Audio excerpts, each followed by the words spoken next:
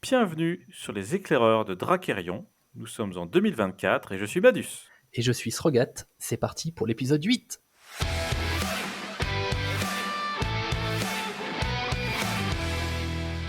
Au sommaire de cet épisode, nous ferons ensemble un rapide tour d'horizon sur le podcast, ce qui s'est passé en 2023 et nos objectifs pour 2024. Nous discuterons également du tournoi organisé par les joueurs pour ce début d'année avec un format spécifique, et également des différentes actualités du jeu.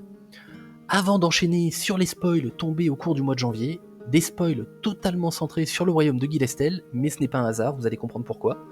Et pour finir, nous aurons une surprise, mais bon, j'ai envie de dire, c'est un peu presque comme à chaque fois maintenant. Madus, je te laisse la parole pour ce premier édito de l'année. Eh bien, cet édito est un petit peu spécial puisqu'il va finalement consister à faire une petite rétrospective de ce qu'on a pu faire sur le podcast en 2023. Podcast donc on a lancé en milieu d'année avec une volonté initiale qui était de faire parler du jeu. On a lancé le podcast à un moment où on était un petit peu dans un creux de la vague, en tout cas c'est l'impression que j'avais. Et l'idée c'est de se dire bon allez, qu'est-ce qu'on peut faire pour essayer de dynamiser ça ? Qu'est-ce qu'on peut faire pour quand même parler du jeu, pour que l'attente soit toujours là, mais peut-être qu'on ait des choses à dire, qu'on puisse apporter un petit peu de réflexion et de news à tout ce beau monde, à cette petite communauté qui était en train de se créer. Donc ça, j'ai l'impression qu'on a bien réussi, je sais pas ce que tu en penses. Oui, je pense qu'on a réussi à prendre les choses correctement, et puis on a fait ça dans un ordre qui était aussi intéressant pour la communauté et pour nous, c'est-à-dire qu'on a commencé avec des épisodes purement audio déjà pour voir si les gens étaient intéressés et si nous aussi on y prenait vraiment du plaisir, et après ça a pu évoluer et maintenant on est sur un format vidéo qui nous demande plus de temps à réaliser mais qui a aussi beaucoup de très très bons retours. Alors pour être tout à fait transparent, c'est vrai que j'étais moi très arc-bouté sur l'audio. Alors, je le faisais tout simplement par rapport à mes usages. Je suis quelqu'un qui marche pas mal, qui est au travail en marchant. Et donc j'écoute des podcasts et je m'étais dit ce serait chouette peut-être que d'autres pourraient écouter des podcasts en marchant aussi. Enfin, vous n'êtes pas obligé de marcher pour nous écouter, bien sûr. Et donc pendant longtemps je me suis dit non, parce que si tu fais format vidéo, ça marche pas en marchant. Donc c'est pour ça que j'étais un petit peu réticent, et puis aussi pour des questions de technique et de temps d'enregistrement. Et puis du coup c'est toi, Strogat, qui a trouvé la solution avec un système qui ne nuit pas au temps d'enregistrement, mais qui propose quand même un support vidéo facultatif, mais utile, quoi. Et puis ça permet également de bien se répartir les tâches. Au moins, il y a toute la charge de travail ne repose pas sur les épaules d'un seul d'entre nous. Et je trouve que là-dessus, on a réussi à trouver un bon compromis. Et c'est très agréable. Et oui, parce que c'est vrai que le podcast, c'est du temps qu'on consacre. Beaucoup de temps de préparation, mais surtout de montage derrière, pour essayer de produire des épisodes qui soient agréables à l'écoute. Évidemment, on se doute bien que c'est pas aussi professionnel que d'autres, mais je pense que l'objectif n'est pas là. Donc 2023, on a enregistré et diffusé 8 épisodes. Le dernier, le numéro 8, a réalisé plus de 100 vues, écoutes, c'est un peu compliqué, on est même carrément à plus de 120. Mais on était assez contents parce que nous, on s'était mis un petit objectif au début. On s'est dit, ça serait bien si on arrivait à 100. On a réussi à dépasser les 100, donc j'espère qu'on va réussir à continuer sur cette lancée. C'est peut-être la preuve que soit la commu se fédère un peu plus au fur et à mesure que le jeu avance, soit que peut-être qu'on fait un travail de qualité, allez savoir. Mais on a aussi des idées pour la suite. Donc 2024, on va essayer déjà de continuer sur notre lancée, de faire un épisode et demi par mois, environ. On avait dit toutes les 3 semaines à l'origine. On a plus ou moins adapté en fonction de ce qui sortait. Et donc là, l'idée c'est de peut-être plus parler du jeu, plus les news évidemment le temps que le jeu sorte, mais après parler des événements, des tournois, du cœur du jeu, etc. Enfin voilà, tu avais parlé de decklist aussi, toi je crois que ça te Oui, tient. c'est ça, j'aimerais qu'on attaque d'autres parties du coup avec la communauté qui est en train de se construire, les cartes qui vont sortir et les premiers tournois justement qui vont s'organiser. Je voulais en profiter pour maintenant avoir des decklists, des présentations de stratégie, de méthodes de jeu, différentes bannières, différentes cités, etc. Et également en profiter pour inviter des joueurs avec une expérience concrète dans le jeu pour nous montrer un peu leur façon de faire. Enfin, on a pas mal d'idées pour espérer faire encore plus de succès auprès de nos auditeurs. Voilà, on espère qu'on pourra atteindre tout ça. Bon, je pense qu'on peut passer à la suite. Oui, tout à fait. C'est parti pour la suite. Nous voulions vous parler en effet du tout premier tournoi Drakérion de l'année. Donc c'est un tournoi qui a été organisé par la communauté, donc dans un format qu'on appelle Guerre des Royaumes, c'est-à-dire que les joueurs vont s'affronter pour mettre en avant leur royaume préféré. Et les joueurs vont pouvoir s'affronter ensemble via différents outils en ligne, par exemple vous avez TTS ou OCTGN, mais il est également accepté, vu que c'est un tournoi en format chill, vraiment en format détente et pour s'amuser tous ensemble, Si les joueurs sont d'accord, ils peuvent jouer en remote ou même en IRL, il n'y a pas de souci. Les inscriptions du tournoi se sont terminées le samedi 27 janvier, et les phases de poule vont durer tout le mois de février, à l'issue desquelles il y aura un top 10 qui sera constitué des 2 meilleurs joueurs de chaque faction, qui ensuite vont s'affronter par élimination directe. Et le petit plus de ce tournoi, c'est que toutes les cartes qui sont révélées jusqu'à présent, donc que ce soit les starters, les spoils ou même les spoils qui vont arriver durant le tournoi, vont être autorisées. Les joueurs ont la possibilité de changer complètement leur deck au fil de l'eau et de s'adapter à leur adversaire. La seule obligation, c'est de conserver son royaume durant toute la durée du tournoi. Et c'est d'ailleurs pour cette raison que dans cet épisode, les spoils d'Ilestel sont arrivés en masse pour donner hommage, je pense, une illusion de possible victoire. Bon, comment ça, je joue Westland? Mais non, voyons. Et le gagnant, du coup, repartira avec un booster de cartes foil pour la sortie du jeu, mais il aura également la possibilité de choisir le prochain spoil qui sera dévoilé par l'équipe. On va essayer de vous faire des retours réguliers sur les résultats du tournoi dans les prochains épisodes, et qui sait, peut-être qu'on pourra avoir la chance d'inviter quelques participants. Le lot dont tu as parlé, le booster, il est offert par un joueur ou par les cavaliers de l'Apocalypse? Il est offert par l'équipe, il est offert par les Cavaliers de l'Apocalypse qui ont complètement soutenu les gens sur ce projet, en disant mais oui, allez-y, que la communauté prenne en main tout ça, on vous accompagne, et c'est un grand merci à eux. C'est cool, une chouette initiative en tout cas, pour redonner un petit peu de peps, parce que c'est vrai que les starters, un tournoi starter, ça aurait été un peu triste en fait s'il n'y avait pas eu d'inclusion des cartes spoilées. Oui, et puis le tournoi il va quand même durer sur plus d'1 mois et demi, donc ça va permettre de continuer à faire vivre le jeu, le Discord et les réseaux durant toute la période, en attendant l'arrivée du Late Pledge. Totalement. Après, on a eu une petite news, je vais peut-être te laisser l'annoncer pour continuer sur ta lancée. Oui, en effet, nous avons eu une petite information au niveau du symbole de rareté. On avait posé la question sur le Discord. Selon les jeux de cartes, en fait, il y a différentes possibilités pour indiquer une extension ou une rareté sur une carte. Généralement, en bas de la carte, vous avez soit un petit logo, soit des chiffres, des valeurs, ainsi que le nom de l'extension, avec des couleurs différentes en fonction de la rareté de la carte. Et il nous a été annoncé du coup que sur Dracarion, les informations d'extension et de rareté seront représentées uniquement par des caractères alphanumériques. Il n'y aura pas de logo, il n'y aura pas de couleur, et c'est vrai que en fonction des gens qui ont plus ou moins une bonne vue, et ben c'est pas plus mal d'avoir des caractères alphanumériques. Oui, moi j'ai connu des jeux où c'était des petits symboles, mais des fois des petits symboles qui sont petits en fait, vraiment minuscules. Bon, entre un rond et un carré, on voit la différence, mais des fois c'est des formes, on sait pas ce que ça représente. Et puis au fur et à mesure que le nombre d'extensions augmente, l'éditeur multiplie les formes, mais à la fin ça ressemble plus à rien. Et franchement, pour s'y retrouver, en plus, d'une part, il faut distinguer la forme, mais d'autre part, il faut aussi une table de correspondance entre la forme et le nom d'extension. Alors que si on a, ils l'ont pas annoncé, mais s'ils font je sais pas, des numéros qui s'incrémentent les uns après les autres, c'est plutôt simple de suivre, quoi. Donc, bon, moi je suis assez fan de ce qui a été annoncé. Alors, moi j'aime bien l'idée justement d'avoir des numéros pour les numéros de cartes. Par contre, sur les caractères alphanumériques pour le nom d'extension, je demande à voir, j'espère que ça va être sur plus de 3 caractères, parce que j'ai des mauvaises expériences où justement, quand le jeu après décolle et qu'il y a de plus en plus d'extensions, et bon, on se retrouve vite à avoir possiblement les 3 premiers caractères qui reviennent, et on risque de se tromper. Donc je le mettrai au moins sur 4 caractères au départ, à voir ce qu'ils vont faire. Madius, du coup, je te propose de continuer avec la première actu de projet et les quelques informations qu'elle nous a apportées. Oui, alors une actu de projet qui était la numéro 31, ça faisait pas mal de temps qu'on n'avait pas eu de choses à se mettre sous la dent, donc elle faisait du bien.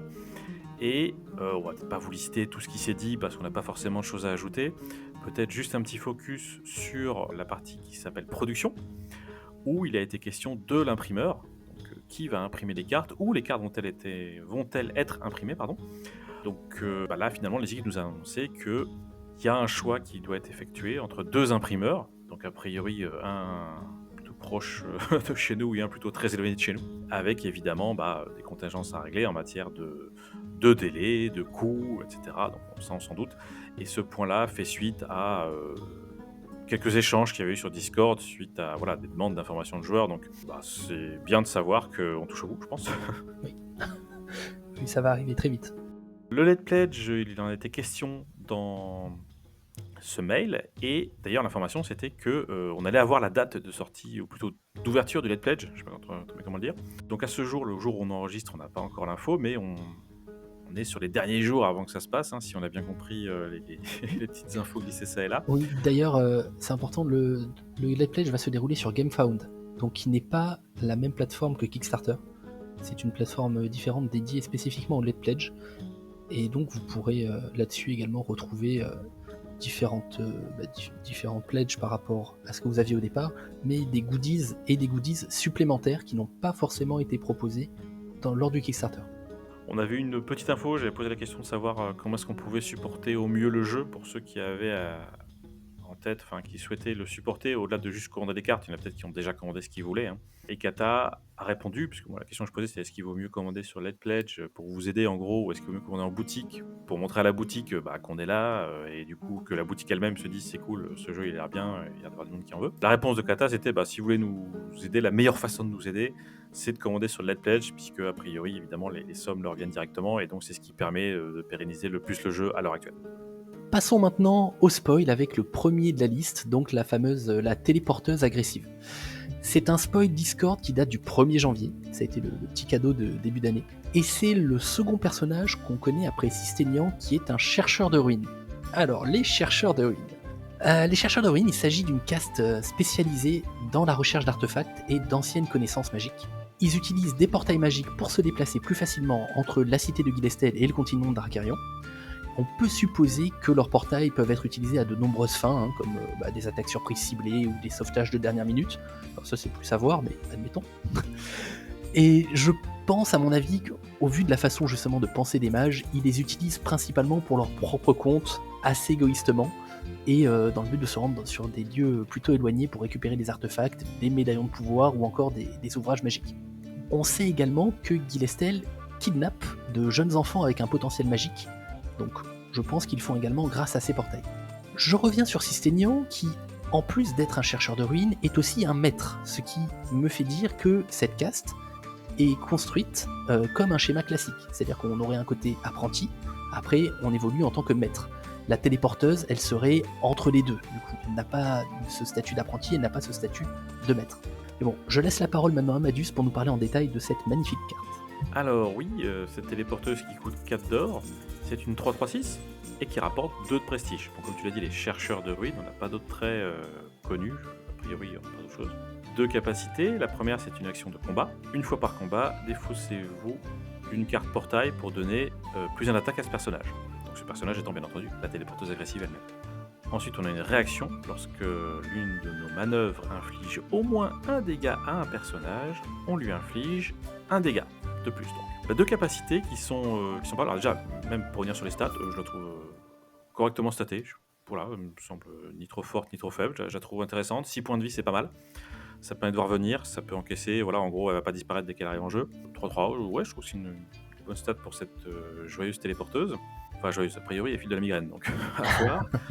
Et justement, comment est-ce qu'elle file la migraine ? Elle a 3 d'attaque, mais son action de combat, vous avez compris, on défausse une carte portail pour donner plus 1 à un personnage. Une carte portail, on connaît, on en a une. Hein. Donc on a que le sautage périlleux à l'heure actuelle. Sautage périlleux, c'est une carte spoilée, je ne sais pas si vous vous en rappelez, donc c'est une carte qui coûte 0, qui peut être jouée que lors de la première action si on a un défenseur. Et en gros, on incline la bannière pour jouer un personnage chercheur de ruines de notre main, l'incliner et rediriger l'attaque contre lui. C'est assez intéressant, ça permet de jumper un personnage directement quand on est attaqué et d'avoir un petit effet de surprise. Alors, si je peux avoir un petit regret, c'est que c'est donc le sautage périlleux une carte défensive, puisque ça réoriente une attaque qu'on subit. Hein.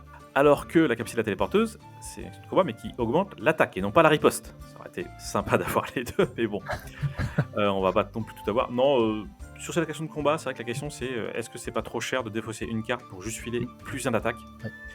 Et non pas, moi j'aurais été très fan de plus d'attaque, plus de riposte, mais juste plus d'attaque, donc je sais pas encore trop, à voir ce que les actions de combat font. C'est vrai que si, en défaussant une carte portail, on active un effet, ça serait intéressant. Ça fait intéressant, mais du coup je trouve que ça ferait un peu redondant avec une mécanique qu'on connaît déjà chez Lockmar. Ce serait un peu triste d'avoir ce défaussez-vous pour faire quelque chose. Bah ouais, ça en connaît déjà chez les rouges, pourquoi est-ce qu'on aurait aussi ça chez les bleus ? Donc voilà, je suis un peu entre deux, à voir, peut-être à voir aussi la pioche qu'on a. Si on a beaucoup de pioches, peut-être que ça nous gênera pas trop de nous défausser. Si on n'a pas plus de pioches que ça, bon, on fera peut-être gaffe à nos cartes, quoi. Sur le deuxième effet, moi je suis très très fan du deuxième effet. Ah bah oui, tu m'étonnes. Très fan. Déjà, c'est une réaction, donc il n'y a rien besoin de faire pour que ça s'active. Ça, c'est on gagne un tempo.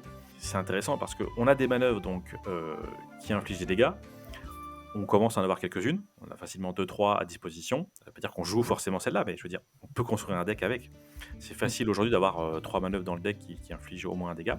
Et donc ça veut dire qu'en infligeant au moins un, bah, j'en inflige 2. Si j'inflige 2, j'infligerai 3, puisque c'est que plus 1 à chaque fois, hein. Alors, le dégât qu'on fait, il est à la même cible que celui de la manœuvre, bien sûr. On peut pas faire un qu'on va disperser ailleurs. Mais malgré ça, je trouve que c'est toujours intéressant de faire du dégât hors combat. On sait combien c'est fort. Locmar nous a déjà un petit peu appris des choses en la matière. Donc très fan de cette fée. Alors moi je suis également très fan de la téléporteuse, déjà parce qu'en effet je la trouve très bien statée. Je la trouve équilibrée mais viable, autant au niveau de ses points de vie que sa riposte. Donc là, pour une fois, on a un personnage, je trouve, chez Guy Lestel, où si la personne vient taper dedans, c'est pas un souci. Mais cet effet, autant je suis pas très fan pour les mêmes raisons que toi de l'effet de combat, mais la réaction, je trouve ça très fort, car c'est même pas un personnage nommé. C'est-à-dire qu'on peut en avoir éventuellement plusieurs sur table. Tu en as 2 sur table, et tu joues, je sais pas, par exemple en manœuvre un médaillon de la Discord chez Guy Lestel qui colle 2 dégâts à un personnage, bon bah tu te retrouves à coller 4 sur un perso juste en jouant ta manœuvre et en piochant 3 cartes. Je trouve ça quand même très fort, je trouve ça intéressant, donc cet effet me plaît beaucoup, tout comme toi. Après, moi j'aime également, et c'est ce qui me plaît vraiment sur la partie Guy Lestel, en plus de ça, des effets, c'est les cartes, les illustrations. Cette illustration, c'est une carte de Dalissa, encore une fois, qui est vraiment très belle, et on voit un côté agressif. La téléporteuse agressive, là on voit qu'elle sort du portail, et qu'en plus elle relance un sort derrière, sûrement sur un pauvre guerrier Tyrasline, là, qui a l'air de subir. Je trouve cette carte très très belle, et elle reflète complètement, en fait, justement, le gameplay de la carte. Je trouve ça très très agréable à regarder. Oui, carrément. J'ajouterais que c'est une des premières cartes, c'est pas la seule, mais c'est une de celles qui me donne vraiment l'impression de jouer un mage.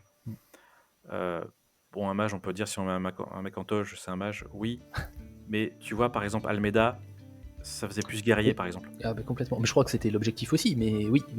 Mais du coup, voilà, moi, là où je suis resté un peu sur ma fin avec Gilestel, c'était bon, le gameplay, mais aussi, j'avais pas l'impression de jouer bleu, quoi. J'ai l'impression de jouer des mecs, des chars d'assaut et autres. Je reviendrai sur ça tout à l'heure. Mais du coup, voilà, là, je me dis, ah tiens, c'est chouette, l'illustration est jolie. Et en plus, voilà, je me dis vraiment, là, je joue des sorts, je fais des trucs de match, quoi. Alors, pour finir sur la téléporteuse, on a une question. Je sais pas si vous l'avez vu, vous autres auditeurs, avec l'effet de la réaction. Quand est-ce qu'on fait cette réaction? C'est la bonne question. Il y a 2 réponses possibles à ça. Imaginez bien qu'il y ait 2 joueurs, avec le Gilestel, on va dire le joueur A, et un joueur B au-dessus. Admettons qu'on ait une téléporteuse agressive sur le joueur A, qui joue Gilestel donc, une téléporteuse agressive à qui il reste 1 PV. Les 2 joueurs révèlent leur manœuvre, ça c'est connu. Qu'est-ce qui se passe? Est-ce que je fais le joueur A fait son déploiement et fait toutes ses réactions, dont celle de la téléporteuse agressive, puis on laisse la main au joueur B? Ou est-ce que le joueur A fait son déploiement de manœuvre, donne la main au joueur B pour qu'il fasse son déploiement de manœuvre, qui pourrait par exemple tuer la téléporteuse agressive à qui il ne reste plus qu'un point de vie, ce qui fait que la téléporteuse agressive ne pourrait pas faire sa réaction. Donc vous voyez que selon la réponse qu'on aura, eh bien, on pourra peut-être activer ou pas, ou peut-être que ça donnera la main à l'adversaire pour faire quelque chose et éviter de rajouter un point de dégâts si on se retrouve dans la situation que j'ai décrite. On a un petit point de... petite interrogation là-dessus. Eh bien, pour être tout à fait franc avec vous et totalement transparent, Giver a une réponse, mais a priori, il y a eu un petit loupé, tout le monde n'était pas d'accord entre eux, donc je vous donnerai la réponse que Giver me donnera lors du prochain épisode. Oui, et je pense d'ailleurs qu'au prochain épisode, on fera un petit encart spécial au niveau des règles, parce que justement, l'arrivée de tous ces nouveaux spoils a suscité pas mal d'interactions et de discussions sur le Discord sur des points de règles assez précis, et ça englobe pas uniquement la téléporteuse agressive, donc je pense qu'on vous fera un petit récap justement des questions posées et des réponses apportées.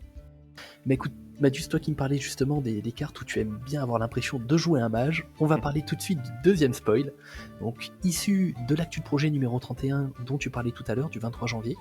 C'est toujours du Guy Lestel, mais cette fois-ci, on est sur un événement qui s'appelle la Salve Arcanique, une magnifique carte d'Alexandra Petruc où on peut voir un mage envoyer une boule arcanique de toute beauté. Bon, probablement encore sur un pauvre chevalier Tyrasline qui perd son épée et qui se fait projeter par la puissance magique.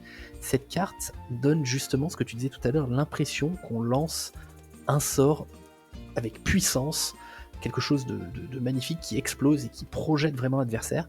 Qu'est-ce que tu peux nous dire sur cette carte? Alors, bon, on va déjà parler de l'effet, même si je meurs d'envie de parler de l'illustration. Ce sort coûte 1, c'est arcane et sort, entrée, on en a 2. Et on nous dit, ne peut être joué que si vous avez joué au moins une carte sort ce tour-ci. Action, inclinez votre bannière pour infliger 2 dégâts à un personnage. Et ça s'arrête là, aucune condition pour la cible, le personnage n'a pas besoin d'être en ligne de mêlée pour subir ces 2 dégâts. Donc ça, je pense que tout le monde mesure bien en quoi est-ce que c'est intéressant. Bon, ne peut être joué que si vous avez joué au moins une carte sort ce tour-ci. On va y revenir juste après le dernier spoil, mais bon, même sans le dernier spoil, moi quand j'ai lu ça, je me suis dit, bon, en jouant Gilles Estelle, je pense qu'il y a moyen d'avoir des cartes sort ce tour-ci. Ça me semble passer. En revanche, c'est vrai que ce qu'on pourrait se demander, et c'est toi d'ailleurs qui l'avais souligné avant même que je n'ai le temps de le faire, c'était, oui, mais est-ce qu'il va y avoir un petit embouteillage sur la bannière ? Parce que vous êtes bien gentil, mais une bannière, il n'y en a pas 40. Donc là, d'ailleurs, je crois que tu avais fait le compte sur les cartes qui demandaient d'incliner la bannière. Oui, justement, au niveau de Guy d'Estel, concernant les bannières, on a déjà plusieurs sorts du starter qui inclinent la bannière. Donc on a le bouclier de magie, on a la carte Où suis-je, et on a également la force décuplée. Donc la force décuplée est un peu spécifique parce qu'elle est liée à un golem, mais on a déjà 3 cartes qui forcent la bannière. Du coup là ça nous en fait une 4ème, comme disait Madu, je pense qu'il y a embouteillage, parce que là ça commence à faire 16 cartes potentiellement qui inclinent la bannière. Va falloir faire des choix, on va pas pouvoir tout jouer, ou alors pas tout jouer en 4 exemplaires en tout cas. Donc elle est intéressante, mais jusqu'à présent, que je sache, chez Guy Lestel, on ne peut pas détaper les bannières. Oui, c'est vrai. Maintenant, bon, je pense que c'était peut-être nécessaire de mettre une condition pareille pour faire 2 dégâts sans condition à un personnage. Donc sans condition, il faut jouer 1, mais je veux dire, ça me paraît assez fort comme sort, donc finalement, sur le coup, je me dis pourquoi pas.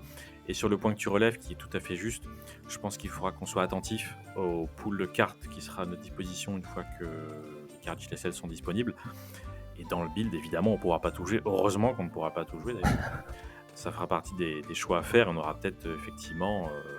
peut-être qu'on mettra pas ce que tu as dit, des golems ou autre chose pour faire ta place là-dessus.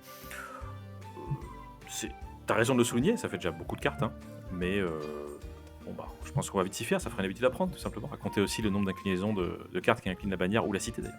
Ben, c'est vrai, et ce que je commence à trouver intéressant chez Guy Lestel, c'est qu'on voit apparaître justement un deck qui commence à coller un peu des dégâts à droite à gauche. Parce que pour l'instant il n'y avait que Lockmar qui collait des pings. Maintenant, entre la salve, entre la téléporteuse agressive et ses manœuvres, entre le projectile magique, ça commence à pinguer un peu à droite à gauche. On va peut-être pouvoir réfléchir à avoir une autre façon de jouer. Oui, alors pour revenir là-dessus, mais sans parler de l'effet, parce que je pense qu'on a à peu près tout dit, en tout cas moi j'ai plus d'idées. Je voulais revenir sur l'illustration, cette espèce, ça s'appelle une salve arcanique, mais moi je vois une espèce de boule de feu, on a une couleur jaune, une espèce de météorite qui sort de la main de ce mage aux cheveux longs. Outre les effets de lumière qui sont vraiment maîtrisés, je trouve que le rendu est superbe. Je me rappelle, c'est pas pour critiquer un jeu, mais c'est vraiment une impression personnelle. La première boule de feu que j'ai vue sur un jeu de cartes, c'est celle de Magic. C'est une boule de feu, je sais pas si ça a changé depuis, mais avec les premières éditions en fait, je sais plus la 3e ou la 4e. Bon, c'est un dessin qu'aujourd'hui je qualifierais de minimaliste et de pas un rendu dingue. Et quand je vois la différence entre les deux, je me dis en termes de, tu vois, le jeu qui vraiment t'aspire à lui, où t'as vraiment l'impression de jouer les sorts, je me dis, attends, le jour où je te balance ce sort, je te fais je te balance la carte sur la table, tu vois, d'un air très très rassuré, quoi, tu vois. Je te fais sentir que je t'ai lancé un truc, quoi. Ça donne vraiment envie d'y croire, quoi. Faut viser les yeux, ouais. Tout à fait, voilà. Donc, vraiment très très fan de ce dessin. Belle réaction d'Alex, c'est super chouette. Et pour finir, je voudrais qu'on y parle du dernier spoil. Donc, un personnage, cette fois-ci, l'archiviste sage, qui nous présente plus en détail encore une nouvelle caste de Guy Lestel, qu'on connaissait un petit peu, mais maintenant on a plus d'informations, les érudits. Alors, tout comme les obsidiens, les érudits, c'est une caste qui avait disparu, suite à ce que nous allons appeler un incident, il y a une centaine d'années, mais ça, cet incident, je vous en parlerai plus tard dans un autre épisode plus en détail. Cette caste-là, il s'agit d'une caste possédant une capacité particulière qui leur permet d'augmenter très rapidement leurs connaissances grâce à différents écrits. Mais au lieu de lire un livre comme fait le bas peuple pour retenir un maximum de données, eux, ils absorbent l'intégralité du livre et ancrent la connaissance directement dans leur esprit qui va rester là jusqu'à leur mort. plus un érudit va absorber de savoir, plus il va vivre longtemps, plus il va cumuler des connaissances sur différents sujets. Et du coup, ça leur offre une vision plus profonde de tout ce qui les entoure. Donc ce sont des mages qui, in fine, sont moins impulsifs, qui prennent plus le temps de la réflexion avant d'agir. Bon, par contre, normalement, ils ont des plans pour tout et n'importe quoi. Donc quand ils y vont, ils y vont. Et lors de ce processus magique, justement, qui leur permet de récupérer le contenu d'un ouvrage, les textes qui sont écrits sur le livre vont être copiés directement donc, dans l'esprit du mage, et ça rend le livre complètement vierge après le sort. C'est comme s'il aspirait les lettres, l'encre, l'écriture, etc. Et vous pouvez voir un exemple du processus, en fait. Il y a une carte avec le starter qui s'appelle Absorption du savoir, chez Guy Lestel, et du coup qui vous montre bien le process, mais en même temps, vous avez une illustration du transcendé omniscient, celui qui a fait partie du jeu de la carte lors de l'épisode 2 des éclaireurs. Vous verrez, c'est vraiment ce process-là, qu'est-ce qui est en train de se passer. Alors actuellement, on a plusieurs cartes du starter qui ont le trait érudit. On a par exemple la chercheuse instruite, le collecteur de savoir, ou encore la jeune mage en formation. Mais voilà, ça, on commence à avoir un peu plus d'histoire, un peu plus de lore sur les différentes cases de Guy Lestel, et je me régale, donc ce sera avec plaisir que je continue à partager les informations avec vous. Et je donne la parole à Madus. Que peux-tu nous dire sur ce dernier spoil ? Ah, mon bon Strogat, c'est la déception. Qu'est-ce que c'est que ce mage avec des stats pareilles pour 2 d'or ? Oui, c'est vrai que je me suis dit un peu la même chose en le voyant. Ouais. Non mais attends, c'est le retour des mages chars d'assaut qu'on avait avant la correction des starters. Ça ne m'avait pas manqué, c'est n'importe quoi. Ouais, c'est vrai que je me souviens que tu l'as trouvé un peu trop staté, et j'avoue que lui, pour 2, il a 8 de stats à répartir, c'est énorme, c'est peut-être même un peu trop. Ah mais carrément, il n'y a pas besoin de builder, tu prends 40 mages comme ça, 20 sorts random et ça te fait un deck quoi. C'est qui le génie qui a designé ça, si je le tenais ? Tiens, salut les gars! Ah tiens, salut EQ, ça fait plaisir de te voir. Justement, on parlait de toi. Ouais, j'ai cru comprendre ça, en effet. Ouais. Ah bah oui, on disait justement qu'on était totalement impressionné par la qualité et l'équilibre du jeu. C'est pas exactement ce que j'ai compris en vous écoutant, mais je veux bien vous croire. Ah oui, non, mais là on parlait d'un autre jeu, t'as pas compris. Attends, tu te doutes bien qu'on parlait pas de toi quand même. C'est cela, oui. Si, d'ailleurs Strogat, on parlait d'un autre jeu là. Ah bah tout à fait, on parlait d'un jeu, tu vois, un truc à rien à voir, mais vraiment un truc complètement différent quoi. Ouais, c'est un jeu avec des cartes là, tiens, voilà, et des PV, et de la pioche, enfin tu vois le jeu quoi. Bah ouais, voilà, le jeu avec des cartes, avec de l'énergie, avec des créatures, des terrains, tout ça. D'accord, bon bah je vais vous laisser les gars. Hein. Attention par contre, je vous ai à l'œil. Non mais attends, bouge pas, reste là, c'est l'occasion, installe-toi, on va discuter un petit peu.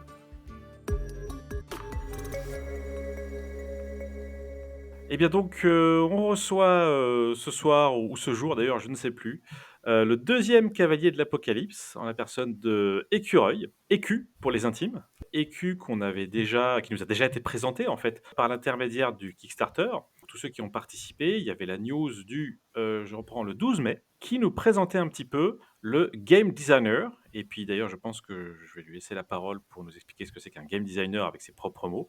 Et voilà, rapidement, pour ceux qui l'ont pas lu, on apprenait qu'Écu, c'était quelqu'un qui avait une grosse expérience du jeu de cartes. Il y en a pas mal qui ont été cités, donc on va peut-être pas tous les reprendre pour pas que l'interview fasse 10 heures.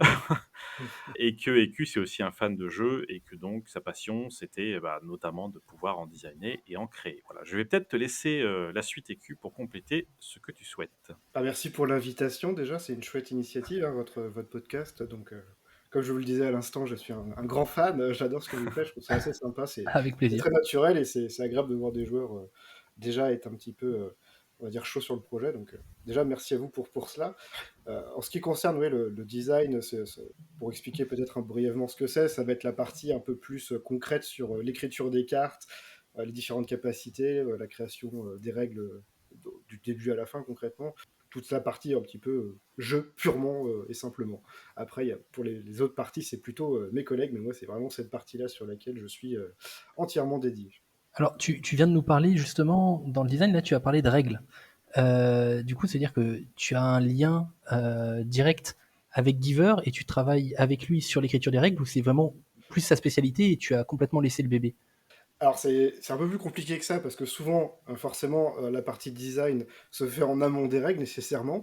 Donc je fais au mieux avec, mes capacités, on va dire, qui s'améliorent quand même avec le temps, hein, faut quand même l'avouer, même Giver est fier de moi des fois de temps en temps, ça peut arriver.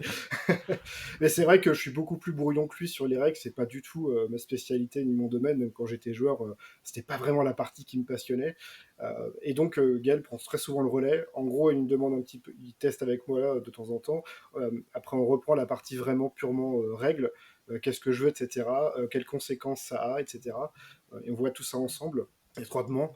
Et après, lui, il met ça au propre. Donc, des fois, je lui fais un petit brouillon de règles de temps à autre. Et après, bah, forcément, lui, il écrit ça beaucoup mieux que moi. C'est pour ça qu'on est une équipe. Hein. Faire tout seul, c'est juste mission impossible de toute manière. Et on est très complémentaires à ce niveau-là. Effectivement, sur sa partie règle, c'est Kyver qui prend la suite directement. Après que moi, j'ai fait mon petit boui-boui. Voilà, ça serait bien que ça se passe comme ça. Et là, il est là, bon, d'accord. Alors, des fois, ça l'arrange pas toujours, évidemment. Mais on fait au mieux. Et quand c'est pas possible, des fois, on est obligé de faire de rétro-pédaler. Mais bon, ça fait partie du jeu, un petit peu du TCG, avec toujours cet objectif d'avoir un jeu riche, profond, mais avec des règles quand même relativement simples et très accessibles surtout. Et il nous a dit hein, que tu avais une imagination débordante et que des fois c'était pas évident de tout faire rentrer dans. Ouais, c'est pour ça qu'il aime bien mettre une barrière droite, une barrière gauche, et il me dit surtout, tu sors pas de là, dis de là. C'est à peu près ça. Alors, je voudrais attaquer avec des questions assez basiques, mais qui, je pense, sont intéressantes pour un peu tout le monde.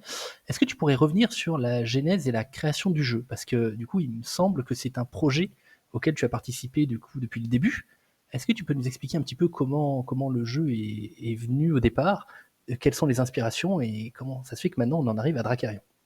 Oh, ça remonte même à pas mal d'années en fait, parce que ça fait, comme vous le savez, ça fait quand même pas mal de temps que je joue aux jeux de cartes. Mhm. Et on va dire que depuis la fin de la bêta de Gwent à peu près, donc ça va faire quelques années déjà maintenant malheureusement, ça fait 5-6 ans, il n'y avait pas spécialement de jeu qui m'intéressait ou que je trouvais pertinent pour mes goûts personnels en tout cas. Et du coup, bah, j'ai commencé à faire mes propres jeux, à imaginer ce qui pourrait être intéressant. Donc j'ai fait des petits brouillons à l'époque, alors évidemment avec des licences parce que c'est quand même beaucoup plus agréable. Donc on faisait notamment du Star Wars à l'époque, où je faisais du Harry Potter pour jouer avec ma copine par exemple, ce genre de choses. Parce qu'elle est grande, c'est un peu sa licence préférée, on va dire. Donc la genèse en fait réellement de Dracarion, elle commence déjà il y a 5-6 ans finalement. Les premiers brouillons, c'était vraiment là, avec un petit peu la base de l'action-action, ce genre de choses, comment on faisait les combats, etc. Tout ce genre de petites choses après, ça s'est venu avec le temps. Puis après, j'ai été embauché par Seven un peu plus tard, quelques années plus tard, 2-3 ans après, parce que c'était vraiment pour le fun, hein, concrètement, c'était pour jouer avec les amis ou avec la copine, Ouais. donc rien d'extraordinaire. Et puis à la fin, donc ça va faire un an, à peu près 1 an et demi, un peu moins d'1 an et demi, ouais, ça commence déjà à faire. Donc on est reparti un petit peu sur cette base que j'avais commencé à faire il y a déjà 5-6 ans à peu près. Donc ce qui était pratique parce qu'on avait déjà une base qui tournait. Alors évidemment, ce n'était pas non plus au point où on pouvait la lancer de façon professionnelle ou autre, donc ça a quand même demandé pas mal de peaufinement et autres. Mais en tout cas, ouais, ça fait quand même déjà un paquet de temps que j'étais dessus en tout cas pour cette vraiment jeunesse de la jeunesse, quoi, on va dire. Et après, on a tout repris et on a amélioré tout ça. Avant, du coup, merci pour toutes ces explications, mais c'est vrai qu'on va revenir sur ces points-là. Et avant de rentrer justement dans le détail de ce game design et tout ça, on avait quelques questions, on va dire, plutôt urgentes pour les joueurs, des points assez pressés et assez précis, donc je voudrais voir avec toi. Est-ce que tu peux nous dire, clairement là maintenant, est-ce que tu as l'information au niveau du corset, juste sur Dracarion, de Oui. combien va être le corset? Est-ce qu'il est de 299 cartes ou de 300 cartes? Qu'est-ce que vous avez fait de ce petit sonner la retraite? Eh bien, figure-toi qu'on l'a purement et simplement dégagé pour plein de raisons qui ont déjà été un petit peu données. Donc, on est passé de 300 à 299 en éliminant cette carte-là, en se disant qu'elle n'était pas suffisamment pertinente pour la justifier. Ce qui fait pas forcément un chiffre très élégant, on va dire, mais ça donne peut-être une petite anecdote rigolote à donner dans le futur. Vous la remplacez pas par une super ultra rare foil, un Non, truc non, qu'on va non. trouver dans C'est pas trop ce qu'on compte faire. c'est pas l'état d'esprit. Exactement, c'est pas trop l'état d'esprit, ouais. Et donc, au niveau toujours des questions assez pressantes, est-ce que tu peux nous parler de la composition des futurs sets? Parce que là, on va avoir le corset, du coup, qui, je crois, va nous durer sur l'année, il me semble. Tu me diras si je me trompe. Sur pas mal de mois en tout cas, oui. Est-ce que jusqu'à fin 2024 ou entre-temps, on aura Ça, déjà tout une dépend extension? quand est-ce que l'extension sortira. Je vais pas donner de date et m'avancer parce que ce serait un peu optimiste potentiellement ou pessimiste selon comment on voit les choses. Donc il est possible quand même qu'il y ait une extension qui sorte, on va dire, d'ici la fin de l'année prochaine. Ouais. Et Ça après, dépendra.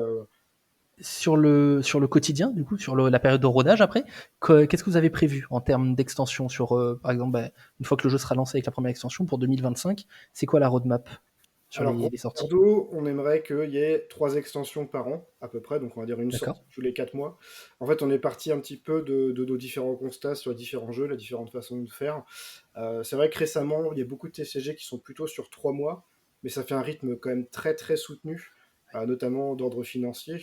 Encore que nous, on est un peu différent parce qu'il y a besoin de moins de boîtes de booster. On n'a pas 7 raretés ou 6 ou je ne sais combien qui font qu'on est obligé d'acheter énormément de boîtes pour espérer avoir un playset complet.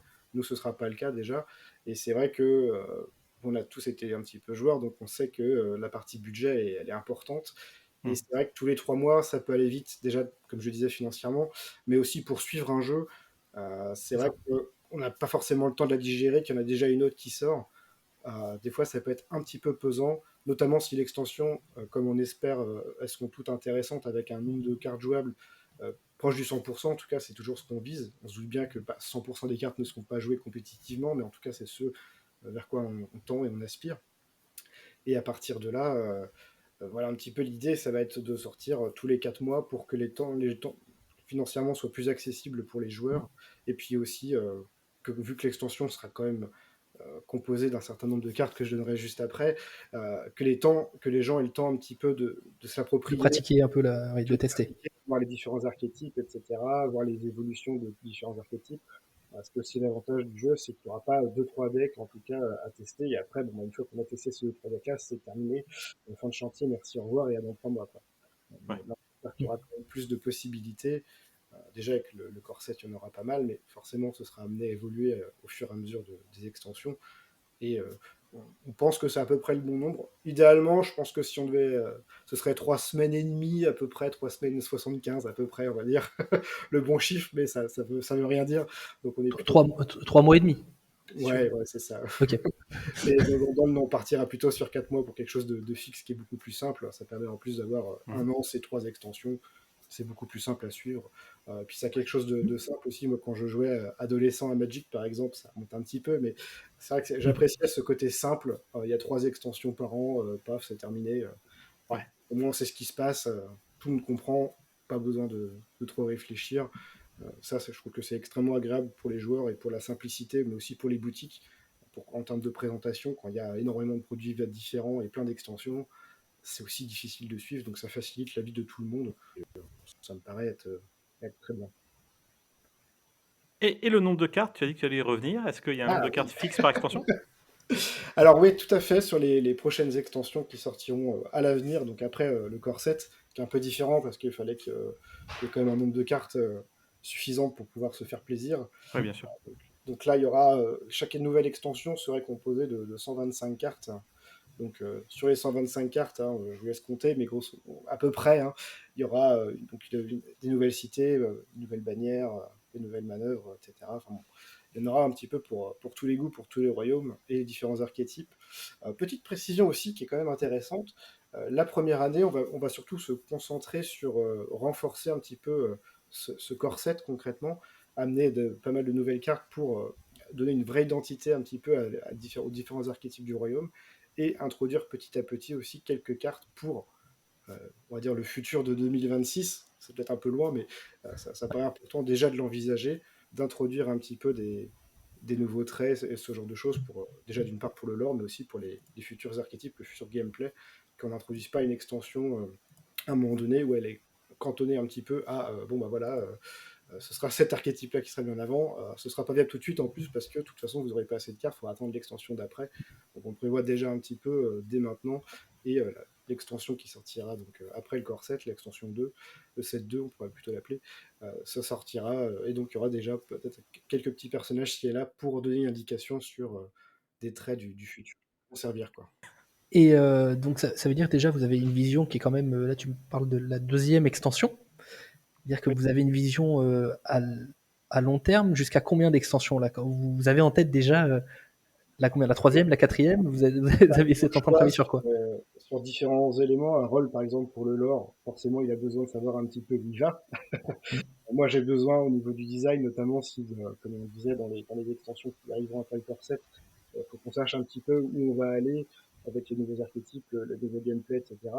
Donc aussi on a besoin déjà un petit peu d'avoir quasiment une bonne année d'avance, on va dire, pour savoir ce qui va être fait et ce qui est pertinent à faire maintenant aussi, ce qui nous permet déjà d'introduire pas mal de traits ci et là qui ne sont pas forcément utiles, en tout cas les premières extensions, mais qui se révéleront être utiles peut-être dans 1 an, 2 ans ou plus, parce qu'on a aussi déjà quelques idées à droite à gauche pour aussi que ça serve dans encore plus de temps possiblement.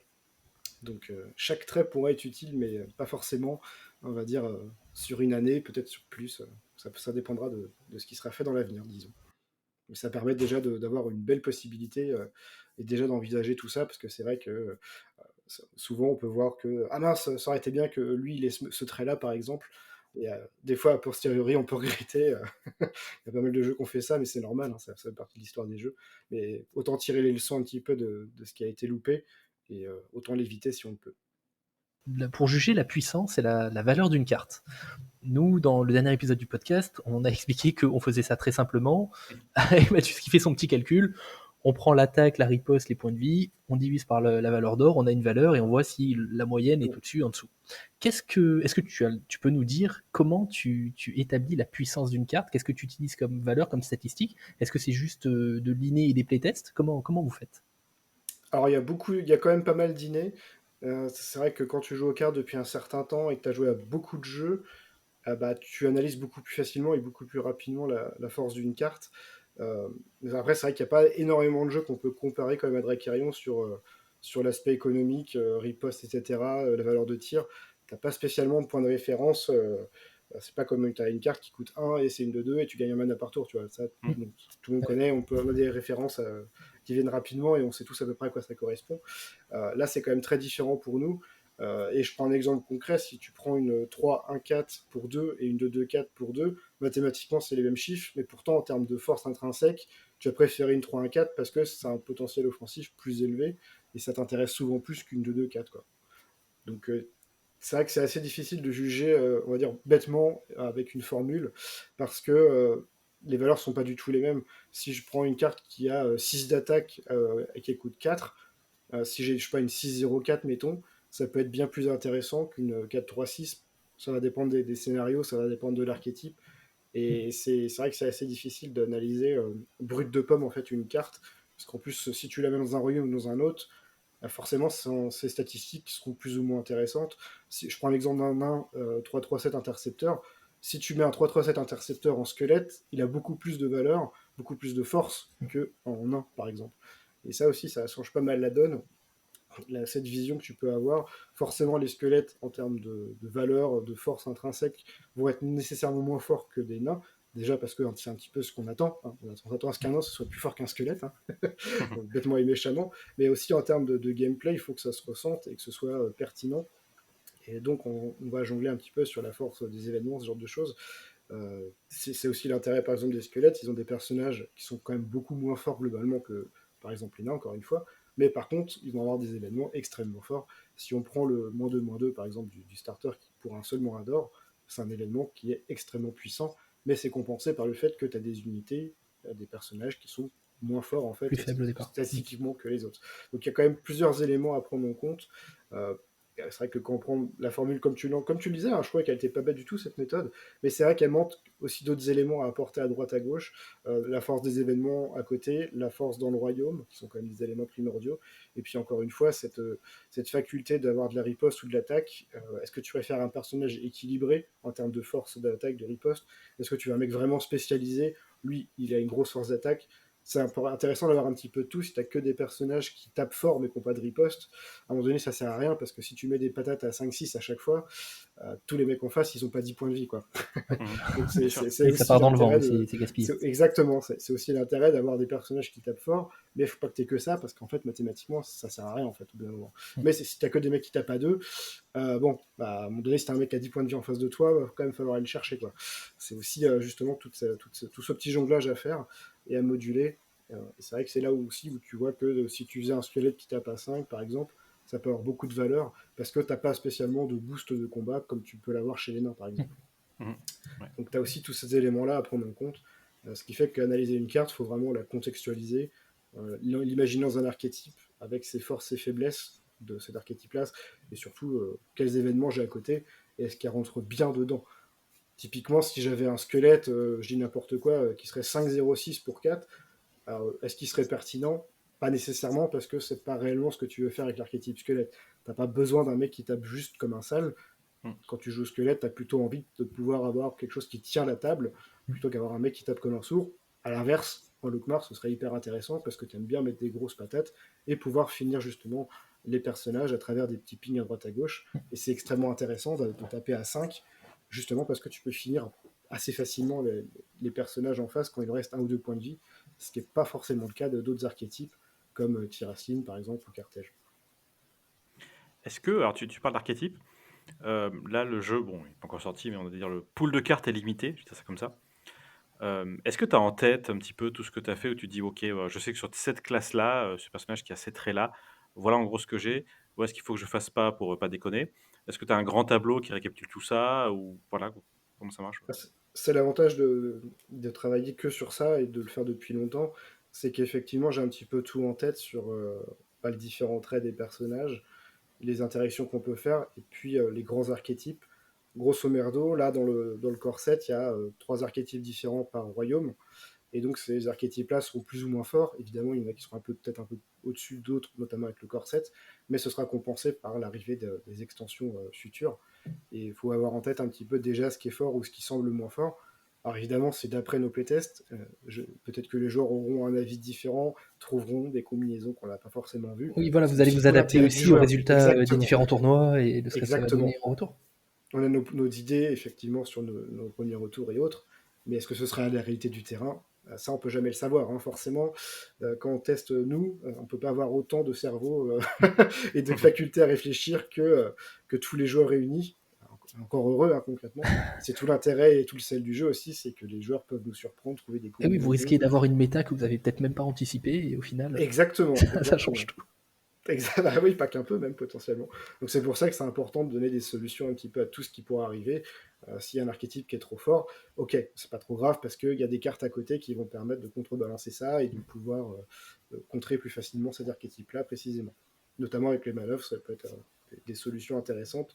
Des manœuvres peuvent être pertinentes ou non en fonction de ce qui est joué. Et ça amène des solutions s'il y a un deck qui est costaud ou un petit peu trop fort par exemple. Ça permettrait de contrebalancer naturellement et les joueurs pourront trouver des solutions. C'est surtout ça le plus important à l'arrivée, hein, concrètement. Donc j'ai bien compris ce que tu as expliqué, donc attaque, riposte, etc. Donc c'est en fonction vraiment d'un style de jeu et c'est pas une bête valeur mathématique, et tant mieux quelque part. Je pense qu'on attend d'un game designer ça aussi. Oui. Par contre, le prestige. Pour savoir si une carte, quand elle se fait dégager, elle va rapporter du prestige ou pas, est-ce que ça, je dois t'avouer que là, comme ça, je m'attendrais à ce que ça dépende justement de ces valeurs-là et que ça ait presque un côté linéaire, quoi. C'est le cas ou c'est pas le cas du tout? Alors ce sera basiquement plus le cas avec le corset parce qu'on souhaite quelque chose qui permet d'établir une bonne base et que les joueurs puissent vraiment s'imprégner un petit peu. Pour 4 d'or, qu'est-ce que j'attends comme statistique? Ok, j'ai une 4-3-6, c'est bien, c'est intéressant. Qu'est-ce qu'elle fait maintenant? Et là, je peux jauger à peu près si elle est pertinente ou non. C'est bien d'avoir des bases, notamment parce que quand tu débutes dans un jeu qui est un peu un Magic-like, tu as déjà en fait des références. Si elle coûte 2, tu t'attends à ce qu'elle soit à peu près une 3-3, grosso modo, une 2-3 qui fait des effets. Et c'est vrai que les gens ont aussi peut-être un peu besoin de références un petit peu qui leur permettent de se dire, ok, si mon personnage coûte tant, qu'est-ce que je peux avoir comme statistique a priori et pouvoir jauger un petit peu de l'efficacité d'une carte directement. Ça, c'est des éléments qui sont intéressants. Donc ce sera beaucoup plus basique et linéaire, comme tu le disais, même si ce ne sera pas 100% vrai, mais euh, on peut partir du principe, grosso merdo encore une fois, que le prestige, ça correspond à le coût en or du personnage. -2, hein, Mmh. en valeur D'accord. absolue évidemment. Enfin, pas valeur, oui. Enfin, pas valeur absolue parce que c'est faux ce que je dis en plus, mais bon, peu importe. Mais enfin, en tout cas, si elle coûte 3, je m'attends à ce que c'est un de prestige à peu près. En tout cas, ça va difficilement rapporter 5-6 prestiges. Oui. OK. Mais j'ai envie de dire justement, avec les extensions, on pourra jongler plus facilement avec cet aspect-là. Ça permettra de contrebalancer justement un personnage qui a des statistiques bien meilleures. Par contre, attention, il a vraiment de prestige. Et si tu en joues 2-3 dans ta partie, a priori, tu pourrais perdre juste là-dessus. Ouais, tu Donc ça t'exposes amènera plus. des... Mmh. Exactement. Il y aurait des décisions plus intéressantes comme ça à faire à l'avenir. Mais en tout cas, pour le Core 7, c'est bien déjà d'établir des bonnes bases pour que les joueurs aient des bonnes références. Puis après, on a le temps aussi de créer un petit peu justement des cartes vraiment très différentes, très variées à ce niveau-là. Une fois que les bases sont données, sont faites, on peut aller plus loin. Et ça, je pense que c'est important déjà d'établir une bonne base, une bonne compréhension du jeu global, Un référentiel, avant quelque passer part, presque. un référentiel, exactement. Notamment parce que c'est vrai qu'il n'y en a pas spécialement d'équivalent en fait, dans les jeux actuels. Est-ce que vous êtes fixé une règle? Tu t'es fixé une règle? Est-ce que c'est trop court de vue de dire: «Bon, la bannière, c'est vers l'avant, donc c'est plutôt l'attaque et la cité sera plutôt la défense»? Comment est-ce que tu répartis entre: «Tiens, ce coup-là, je vais ajouter incliné», bah, soit une cité, soit une bannière sur un effet de carte? Alors ça va dépendre des royaumes aussi, et puis de ce qui existe déjà. Et puis aussi, c'est une histoire de cohérence. Si tu as, par exemple, les nains qui vont te demander d'incliner la bannière pour augmenter l'attaque, c'est bien que ce soit souvent le cas pour les autres événements. C'est plus facile aussi pour un Mm. nouveau joueur. Alors, intuitivement, j'ai un événement qui booste l'attaque, je vais penser que ça va incliner la bannière et non la cité. Ouais. Ça facilite aussi l'accès. Et même quand tu vas jouer contre quelqu'un, c'est bien aussi d'avoir cet aspect-là. Une fois que tu as vu un événement qui booste l'attaque en main, intuitivement, tu vas dire, ok, sa bannière est inclinée, a priori, il y aura moins de cochonneries quand il m'attaque, ça va mieux se passer pour moi. Alors, ça, c'est des éléments qui sont assez intéressants. Mais à l'inverse, par exemple, si tu prends je sais pas, Tiracine, tu as la cité qui va te donner des boucliers, des choses comme ça. Ça semble assez cohérent que ce soit plutôt autour d'elle qu'on va pouvoir rendre de la riposte, ou des choses comme ça, ou des boucliers.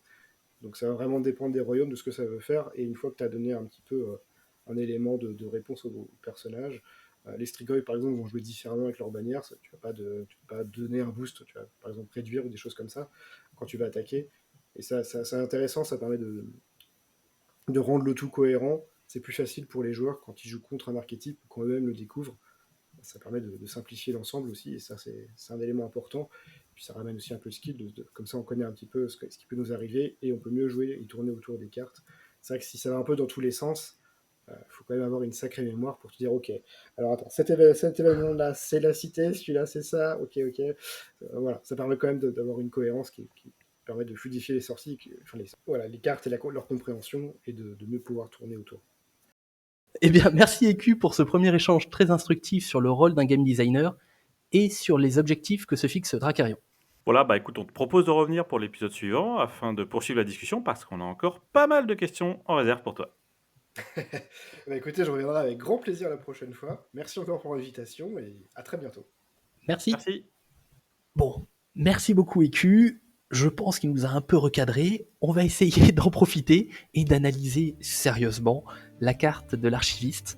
On va la reprendre. Du coup, Madus, qu'est-ce que tu peux nous dire sur cette carte, à part qu'elle est cheatée? Mais qu'est-ce que tu peux nous dire sérieusement sur cette carte? Ok, bon, non, on va être sérieux, elle est cheatée. Elle coûte 2, 3 d'attaque, 1 de riposte, 4 de vie, 3 1-4, 0 de prestige. Et comme tu l'as dit avant l'interview, c'est un érudit, c'est son seul trait. Son effet, c'est un effet passif en fait. Hein. Vous pouvez considérer ce personnage comme ayant le trait sort, et ce, où qu'il soit. Alors ça fait évidemment écho à la salve arcanique. Pour rappel, la salve arcanique, nous disait, ne peut être jouée que si vous avez joué au moins une carte sort ce tour-ci. On parlait de carte sort, on parlait pas d'événement. Et le fait qu'on parle de carte, naturellement, ouvre la voie à l'archiviste sage, puisque comme il est considéré comme ayant le trait sort, on pourra, si on a joué un archiviste sage dans le tour, on pourra par la suite jouer la salve arcanique. Donc les deux vont ensemble. C'est évident, je pense que personne n'avait besoin de nous pour le trouver. Donc cette carte, qu'est-ce qu'on peut en dire à part ça, mis à part qu'elle ouvre la voie à la salve. Bon, les stats me paraissent très bonnes, et franchement, je me suis dit, waouh, voilà, tout à l'heure on a fait une blague, mais sous cette blague, je me disais, est-ce qu'il valait vraiment mettre autant de stats, 2 Alors cela dit, il a qu'un riposte, donc c'est vrai qu'on va le poser. Derrière, s'il se fait avoiner, c'est quasiment gratuit pour l'autre, puisqu'il prend un dégât, mais il avoine. ok, enfin, déjà c'est pas gratuit encore une fois, puisque vous savez que le tempo est important à ce jeu, donc le fait de poser la carte, ça l'oblige à attaquer, donc ça lui fait cramer une attaque, c'était pas gratuit. 4 de vie, bon, oui, ok, c'est bien, donc c'est pas dit qu'il meurt à l'attaque, faut regarder. Une carte comme ça, est-ce qu'on la met devant, est-ce qu'on la met derrière? Moi j'aurais tendance à la mettre devant, hein. Je sais pas toi, Srogat. Alors, c'est-à-dire que moi, une carte comme ça, donc certes, elle n'a que 4 points de vie, mais en même temps, elle ne coûte que 2 d'or, donc c'est peu. Mais surtout, j'ai imaginé un petit peu quelque chose, tu vas me dire ce que tu en penses. Si, donc on le mettrait devant, on met l'archiviste devant, bon, il tape, il se fait avoiner, il meurt. Il est écrit, vous pouvez considérer ce personnage comme ayant le trésor, et ce, où qu'il soit. À ce moment-là, mon sang n'a fait qu'un tour, et je suis allé relire la carte de Gwalard. Gwalard qui dit déploiement, mettez une carte de votre main sur votre deck pour mettre une carte sort de votre défausse dans votre main. Ce qui veut dire que, en jouant Gwalard, on a la possibilité d'aller le chercher dans le cimetière et de le récupérer en main, et de le rejouer pour 2. Et je trouve ça absolument magnifique. Bah ça ajoute, hein. Ça ajoute quelque part de la souplesse au deck où finalement t'es pas obligé d'aller chercher un sort jusqu'à présent, ce qu'on avait comme sort. On peut effectivement chercher un perso pour peut-être qu'à un moment donné il en a besoin. D'autant que pour 2, avoir 3 d'attaque, c'est pas dégueu, ça peut finir un Gus ou quoi, j'en sais rien. Et c'est un mec comme ça, c'est du jetable, hein, pour moi. Ah, complètement, c'est du jetable, mais il est fait pour ça, et ça permet de temporiser, et je pense que ça va comboter avec beaucoup d'autres sorts qui vont arriver derrière. Pour moi, il fait partie, en quelque sorte, également d'un nouvel archétype. C'est-à-dire que je le vois très bien comme personnage de base sur une bannière. Tu vois, sur une bannière érudit, pour moi, lui, il serait de base en jeu, justement pour pouvoir faire des combos directement avec les cartes de l'archétype érudit. La petite crainte que j'ai, si je devais en avoir une, je me dirais, est-ce que cette carte va pas devenir, alors le terme est un peu fort, auto-include peut-être pas, mais est-ce qu'on va pas facilement la mettre dans beaucoup de decks? Parce que je trouve qu'elle est quand même bien statée. Et qu'en gros, si l'adversaire la gère pas, il se prend 3, quoi, encore une fois. Désolé de me répéter, hein, je suis désolé. Alors qu'un riposte, ok, donc quand il viendra, c'est pas très cher, mais c'est une carte qui a le trésor, donc tu viens de trouver une utilité. On avait la salve arcanique qui est une autre utilité, donc en fait, est-ce qu'on va pas se dire, celle-là, je vais facilement la mettre dans les decks, quoi, et peut-être un peu trop facilement. C'est peut-être la petite crainte que j'ai. Mais tu vois, par exemple, pour Carthège, ils ont le porteur de la nuit éternelle qui a les mêmes stats. Oui, mais Carthège est fumé, t'arrêtes pas de le dire depuis 5 épisodes. On l'a joué là. Donc voilà, il n'y a pas de raison qu'il n'y ait que Carthège qui ait droit à sa petite carte à 2 cheatée. Oui, non, c'est vrai, c'est pas la première carte. Pour être tout à fait honnête avec le game designer que nous avons déjà reçu, il n'en est pas, on va dire, à son coup d'essai. Donc oui, c'est pas la seule. Mais disons que c'est là la conjonction de bonnes stats et un effet passif qui est quand même plutôt cool. À voir dans quelle mesure est-ce qu'on a besoin d'avoir des cartes sorts dans un deck, quoi. Peut-être à voir, si on a beaucoup besoin d'en avoir, je sais pas si c'est très français ce que j'ai dit, on va peut-être le retrouver très souvent. C'était ça ma crainte. Oui, il faut voir un peu l'équilibre, je suis d'accord. Je voudrais juste revenir sur l'illustration. Donc encore une illustration de Dalissa. Au départ, lorsque j'ai vu l'illustration, il me semble qu'elle était apparue sur Facebook et Instagram avant qu'on ait la totalité de la carte. Moi, je voyais un personnage Tyrasline, je sais pas ce qu'il y a en ce moment avec Tyrasline, je voyais un personnage Tyrasline, mais en plus, alors ça n'existe pas, hein, c'est totalement un délire personnel, j'imaginais un loup-garou. Un mec dans son château, loup-garou, un peu pareil avec un côté World of Warcraft, avec les loups-garous qui habitent, qui sont un peu isolés. Je voyais un loup-garou Tyrasline qui allait arriver et qui allait se transformer et jouer avec des combos comme ça, et en fait pas du tout, c'est un archiviste. Bon, je prends aussi, mais c'est vrai que je me suis dit bon, tant pis. D'ailleurs, je pourrais me poser la question, enfin je me pose la question en direct, hein, j'ai pas la réponse, mais avec les illustrations réalisées par Dalissa, moi il y a une sorte de constante, c'est qu'elle réalise très bien les visages et qu'il est assez fréquent que je trouve un lien de filiation entre le visage d'une carte et un acteur ou une actrice connue. Donc, pour la maîtresse épéiste, par exemple, qui a déjà été révélée sur le compte de Dalissa, je lui avais dit, je trouvais que c'était comme Evangeline Lilly. Bon, elle m'a dit qui c'est, donc c'était pas bon. Mais en l'occurrence, Evangeline Lilly dans le Hobbit, moi je trouve que c'est la maîtresse épéiste, c'est le même visage pour moi. C'est pas le seul, il y en a d'autres qui reviendront. Et donc lui, je me dis, mince, mais c'est qui cet acteur? Moi, j'ai pas trouvé la réponse. Donc si vous avez des idées, n'hésitez pas à les soumettre. Je serais curieux de savoir de qui est-ce qu'elle s'est inspirée pour dessiner ce visage. Ce sera un nouveau jeu de la carte. Devinez à qui vous fait penser. Voilà, exactement. Pour clôturer cet épisode riche, j'espère que vous l'avez trouvé aussi riche que nous, On n'a évidemment pas de jeu de la carte, évidemment pas de spoil, il y en a tellement eu, donc c'est peut-être pas la peine d'en remettre une couche. On vous donne rendez-vous très vite pour, comme vous l'avez compris, la suite de l'interview PQ. Et voilà, d'ici là, portez-vous bien. N'hésitez pas à nous suivre sur les différents réseaux, à venir sur le Discord et à partager un peu ce que vous pensez du jeu avec nous. Au revoir. Ciao.